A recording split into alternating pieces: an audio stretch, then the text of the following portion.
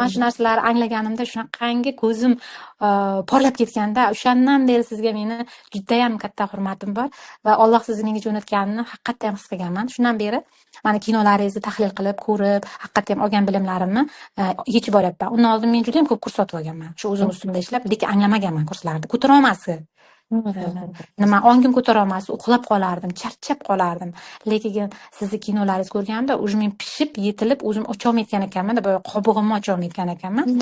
Ana shu siz meni shunday xuddaligini chiroqni ishqalagandek o'sha kinolar bilan charxlab yubordingiz va menda o'sha olgan bilimlarimni o'sha kinolar orqali anglash boshlangan. Yana bir marta katta minnatdorchilik bildiraman. Sizni Alloh hamisha bilimingizni yuqori qilsin, ziyoda qilsin.